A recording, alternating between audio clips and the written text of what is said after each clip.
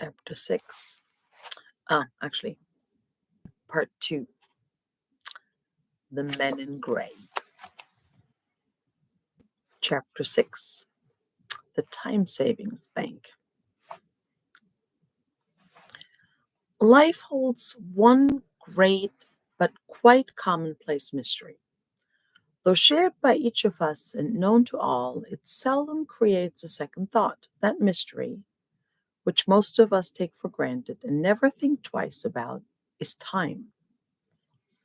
Calendars and clocks exist to measure time. But that signifies little because we all know that an hour can seem an eternity or pass in a flash, according to how you spend it. Time is life itself, and life resides in the human heart. The men in gray knew this better than anyone. Nobody knew the value of an hour or a minute or even of a single second as well as they. They were experts on time, just as leeches are experts on blood, and they acted accordingly. They had designs on people's time, long-term and well laid out plans of their own. What mattered most to them was that no one should become aware of their activities. They had surreptitiously installed themselves in the city. Now, step by step and day by day, they were secretly invading its inhabitants' lives and taking them over. They knew the identity of every person likely to further their plans long before that person had an inkling of it. They waited off the ideal movement to entrap him, and they saw to it that the ideal moment came. One such person was Mr. Figaro, the barber. Though not by any means a high-class hairdresser, he was well respected in the neighborhood. Neither rich nor poor, he owned a small barber shop in the center of town and employed an apprentice. One day, Mr. Figaro was standing at the door of his shop waiting for customers. It was the apprentice's day off, so he was alone. Raindrops were spattering on the pavement, and the sky was bleak and dreary. As bleak as dreary as Mr. Figaro's mood. Life's passing me by, he told himself. And what am I getting out of it? Wielding a pair of scissors, chatting to customers, lathering their faces. Is that the most I can expect? When I'm dead, it'll be as if I'd never existed. In fact, Mr. Figaro had no objection at all to chatting. He liked to air his opinions and hear what his customers thought of them. He had no objections to wielding a pair of scissors or lathering faces either. He genuinely enjoyed his work and knew he did it well. Few barbers could shave the underside of a man's chin as smoothly against the lie of the stubble, but there were times when none of this seemed to matter. I'm an utter failure, thought Mr. Figaro. I mean, what do I amount to? A small-time barber, that's all. If only I could live the right kind of life, I'd be a different person altogether. Exactly what form that right kind of life should take, Mr. Figaro wasn't sure. He vaguely pictured it as a distinguished and affluent existence, such as he was always reading about in glossy magazine. The trouble is, he thought sorely, my work leaves me no time for that sort of thing, and you need time for the right kind of life. You got to be free, but I'm a lifelong prisoner of scissors, lather, and chit-chat. At that moment, a smart gray limousine pulled up right outside Mr. Figaro's barber shop. A gray-suited man got out and walked in. He deposited his gray briefcase on the ledge of the front of a mirror, hung his gray bowler on the hat rack, sat down in the barber chair, produced a gray notebook from his breast pocket, and started leafing through it, puffing meanwhile on a small gray cigar. Mr. Figaro shut the street door because he suddenly found it strangely chilly in that little shop. What's it to be? He asked. Shave or haircut? Even as he spoke, he cursed himself for being so tactless. The stranger was bald as an egg. The man in gray didn't smile. Neither, he replied in a peculiarly flat and expressionless voice, a gray voice, so to speak. I'm from the Time Savings Bank. Permit me to introduce myself. Agent XYQ384-B. We hear you wish to open an account with us. That's news to me, said Mr. Figueroa. To be honest, I didn't even know such a bank existed. Well, you know now, the agent said crisply. He consulted the little gray notebook. Your name is Figaro, isn't it? Correct, said Mr. Figaro. That's me. Then I've come to the right address, said the man in gray, shutting his notebook with a snap. You're on our list of applicants. How come? Asked Mr. Figaro, who was still at a loss. It's like this, dear sir, said the man in gray. You're wasting your life, cutting hair, lathering faces, swapping idle chit-chat. When you're dead, it'll be as if you never existed. If you only had the time to lead the right kind of life, you'd be quite a different person. Time is all you need, right?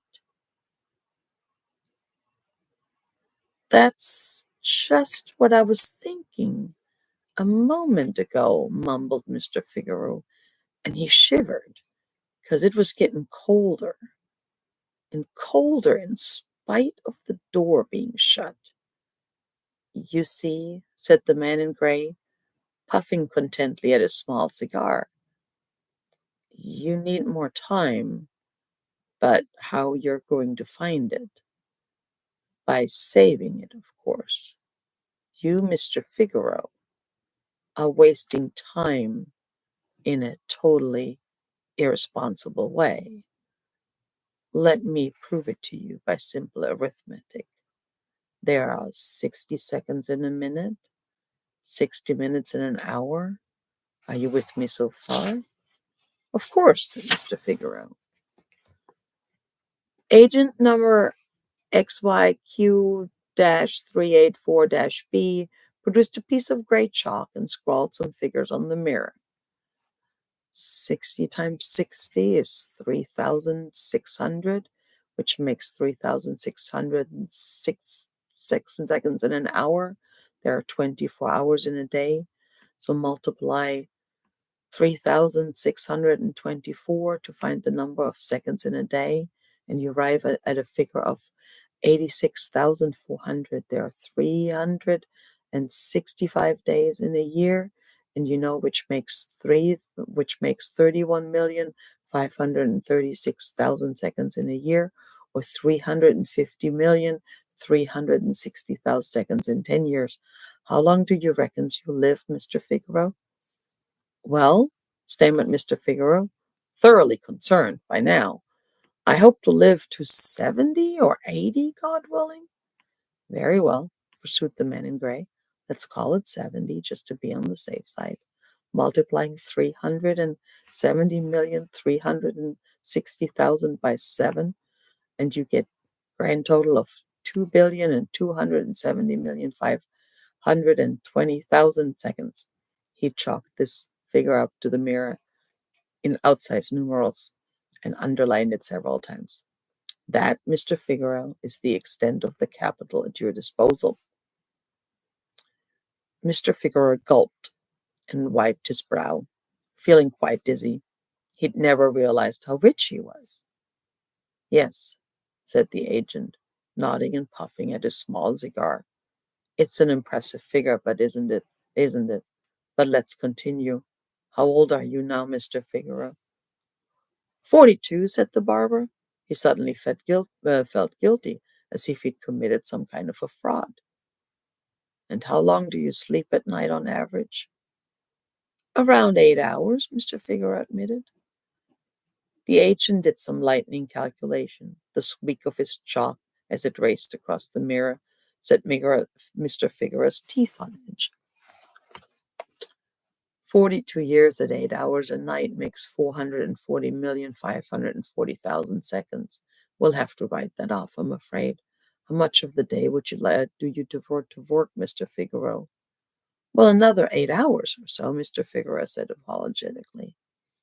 Well, we'll have to write that off the same amount again, the agent pursued relentlessly. You also have to spend a certain proportion of the day eating, how many hours of the day counting all meals. I don't exactly know, Mr. Figaro said nervously.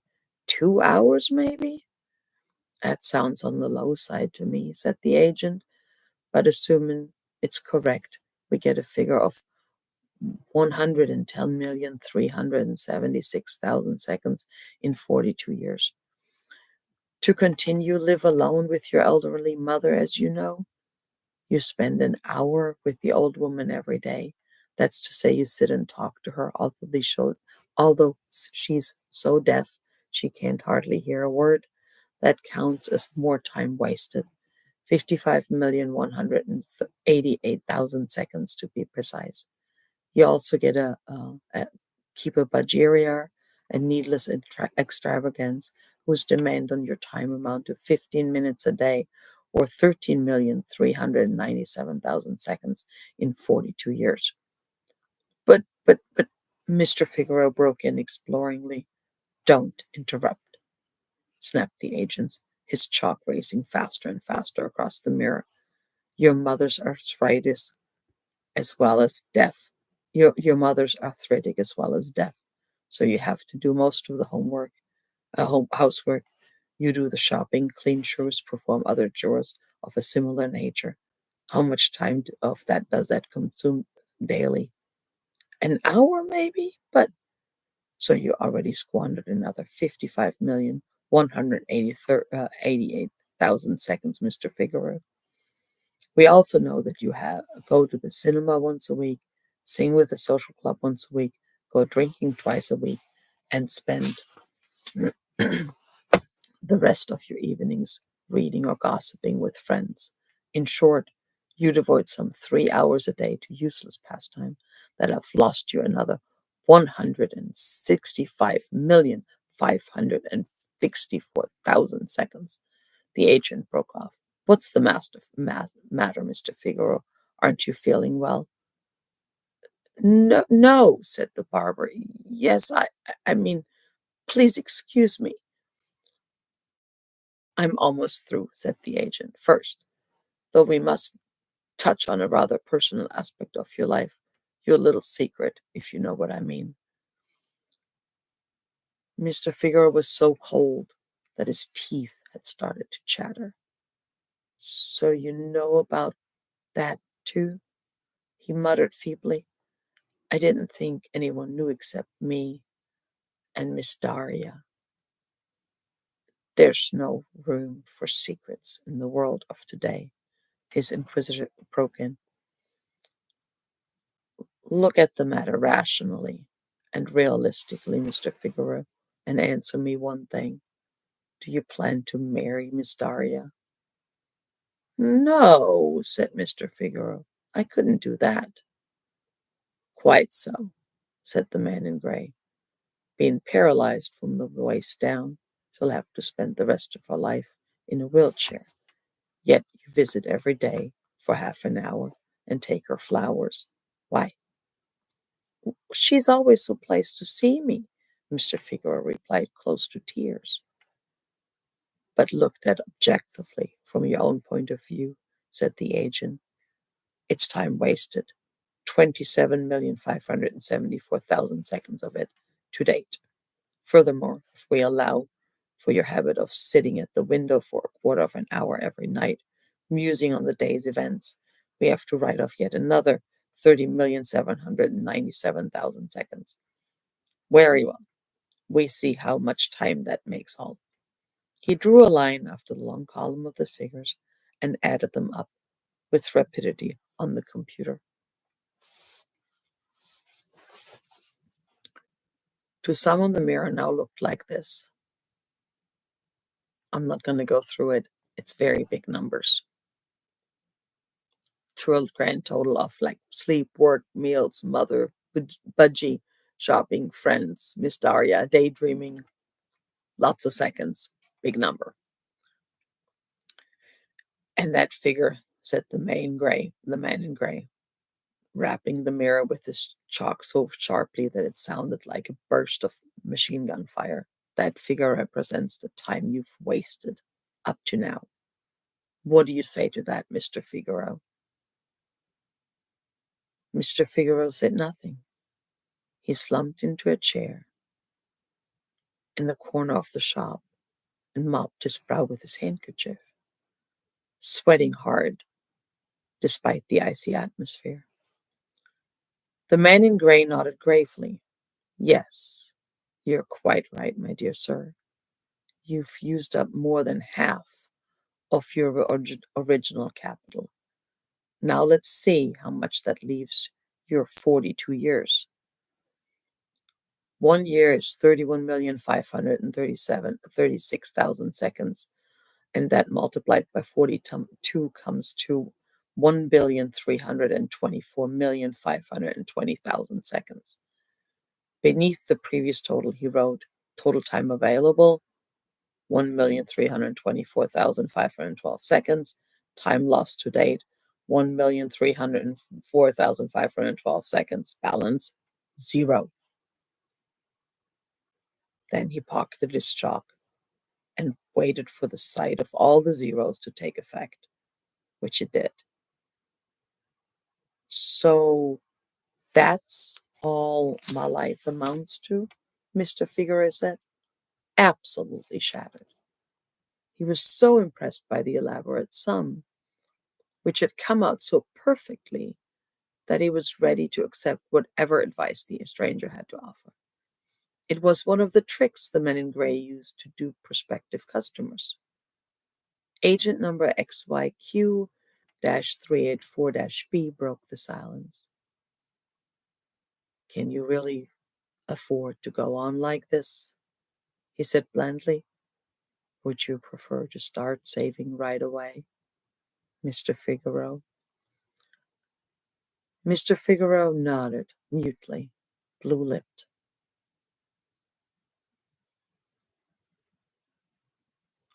Blue-lipped with cold. For example, came the agent's grave voice in his ear, if you started saving even 1 hour a day, 20 years ago, you'd have credit balance of 26,280,000 seconds.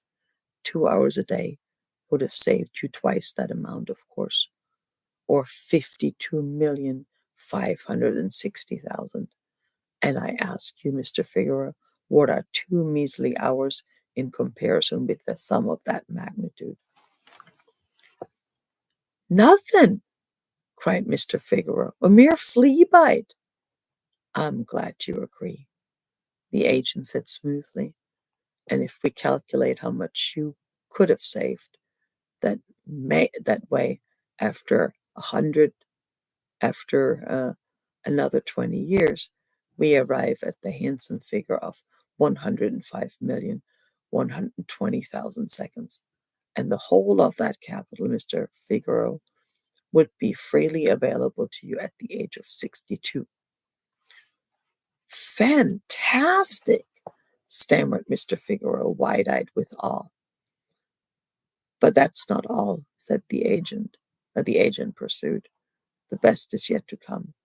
The Time Savings Bank will not only take care of the entire savings you have, it pays you interest as well. In other words, you end up with more than you put in. How much more? Mr. Figueroa asked breathlessly. Well, that's up to you, the agent told him. It depends on how much time you save, how long you leave it on deposit with us. Leave it on deposit? Said Mr. Figueroa. What do you mean? It's quite simple. If you don't withdraw the time you save for 5 years, We credit you with the same amount again. Your savings double every 5 years. Do you follow? They were 4 times as much after 10 years, 8 times as much after 15, and so on. Say you started saving a mere 2 hours a day 20 years ago. By your 62nd birthday, after 40 years in all, you'd have had 256 times as much in the bank as you originally put in. That would mean that a credit balance of 26,910,170,000, and the agent produced his chalk again and wrote the figure on the mirror: 26,910,720,000. You can see for yourself, Mr. Figaro, he went on, smiling thinly for the first time. You'd have accumulated over 10 times your entire lifespan just by saving a couple of hours a day for 40 years. If that's not paying a proposition, I don't know what is. You're right, Mr. Figaro said wearily. It certainly is. What a fool I have been not starting saving time years ago. It didn't dawn on me until now. I have to admit I'm appalled. No need to be, said the great man in gray soothingly. None at all. It's never too late to save time. You can start today if you want to. Of course I want to, exclaimed Mr. Figaro. What do I have to do? The agent raised his eyebrow. Sure, you'll know how to save time, my dear. Work faster, for instance. Stick to essential. Spend only 15 minutes on each customer instead of using the usual half hour. Avoid time wasting conversations. Reduce the hour you spend with your mother by half. Better still, put her in a nice, cheap old folks' home where someone else can look after her. That'll save you a whole hour a day. Get rid of that useless Bajiriar. See Miss Daria once every 2 weeks, if at all. Give up your 15 minutes review of the day's events. Above all, don't squander so much of your precious time on singing, reading, and hobnobbing with your so called friends. Incidentally, I'd also advise you to hang out a really accurate clock on the wall so you can tell your apprentice, um, so you can time your apprentice to the nearest minute. Fine, said Mr. Figaro. I can manage all that. But, but what about the time I save? Do I have to pay it in? And if so, where should I keep it? Could you keep it somewhere safe till you collect it? How does the system operate? The man in gray gave another thin-lipped smile. Don't worry, we'll take care of that. Rest assured, you won't miss a single second of the time you save. You find you haven't left any left. You'll find you haven't any left over. Can this thing pause? Oh, I guess with life we cannot, right?